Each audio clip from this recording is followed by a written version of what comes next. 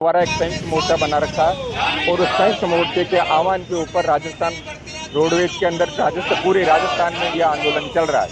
यह आंदोलन हमारा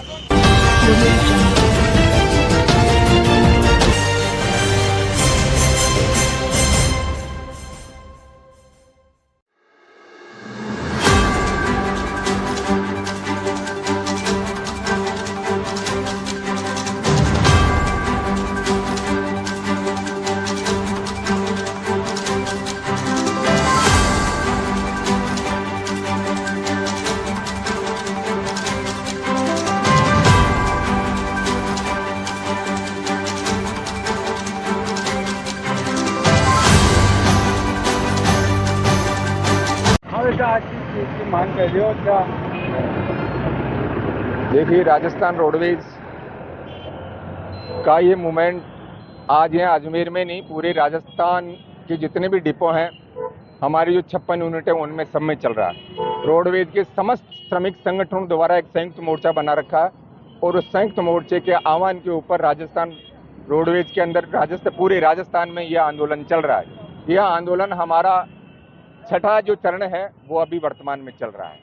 हमने जन घोषणा पत्र अनुसार सरकार का जो जन घोषणा पत्र था, उन्होंने आते ही हमारे रोडवेज कर्मचारियों से वादा किया था कि हम रोडवेज के अंदर अगर हम सरकार में हम आए तो राजस्थान में अगर हमारी सरकार बनेगी तो हम रोडवेज को यथावत चालू रखेंगे, रोडवेज में नई भर्तियां करेंगे और रोडवेज के मार्गों में वृद्धि करेंगे, रोडवेज के बेड़े में नई बसों की खरीद करेंगे और रोडवेज को सुदृढ़ रूप से चलाने के लिए हम रोडवेज के लिए ठोस नीति बनाएंगे।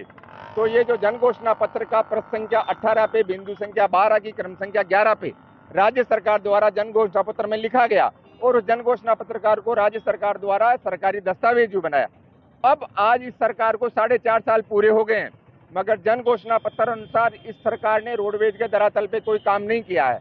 इसलिए पूरा हमारे रोडवेज कर्मचारी आक्रोशित है और हमारी मांग कोई हमारे लिए अकेलों के लिए नहीं है, आम जनता के लिए। जो रोडवेज के अंदर बस के बेड़े में बस की बहुत कमी आ गई है। हम 2500 बसों की मांग करते हैं सरकार से कि वो अपने स्तर से रोडवेज को 2500 बसें देवें। रोडवेज में 11,000 रिक्त पद खाली पड़े हुए हैं, तो रोडवेज का कर्मचारी है वो 8 घंटे की जगह 15-15 घंटे काम कर रहा है। तो निश्चित रूप से जो 11,000 रिक्त पद हैं उनके अंदर 11,000 नहीं तो कम से कम 50% 5,000 रिक्त पदों की भर्ती करे। और इसके साथ साथ हमारे रिटायरमेंट के बेनिफिट कम से कम 12 महीने से बकाया है। सेवानिवृत्त होने के बाद में कर्मचारी घर चला जाता है और उसको सेवानिवृत्ति परिलाभों का कोई पैसा नहीं मिलता है। कई लोग बाग तो देवलोक को चले गए हैं, मगर उनके बच्चों का आज तक पैसा नहीं मिल रहा है। इसी के साथ साथ हमारा और भी कई डिमांडें हैं। हमारे आर्टिजन ग्रेड पेस की जो एक जायज मांग है, उनकी एसीपी के अंदर जो पे स्केल है उसमें अमेंडमेंट करे।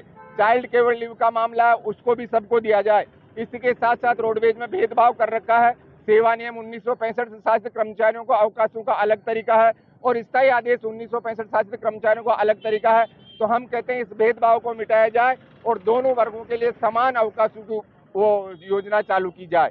इस है आज का कार्यक्रम हमारा जो है ये मानव श्रृंखला बना करके हम जनता के सामने खड़े होंगे और जनता को बताएंगे कि ये राज्य सरकार हमसे वादा खिलाफी कर रही है। इन्होंने जन घोषणा पत्र में हमारे से वादा किया था, वो वादा पूरा नहीं किया है। तो ये मानव श्रृंखला का प्रोग्राम है, इसके बाद में भी नहीं सुनेगी तो सरकार को हम 28 तारीख को ढोल बजा के सरकार जगाएंगे और उसके बाद में भी नहीं करेगी तो हम फिर सरकार द्वारा जो रोडवेज के प्रति उपेक्षापूर्ण जो नीतियां हैं, जो रोडवेज के विरुद्ध में उनकी नीतियां हैं, जो अनदेखी की नीतियां, उनका पतला जलाएंगे। Bajrang Lal Sharma, retired association deputy general secretary.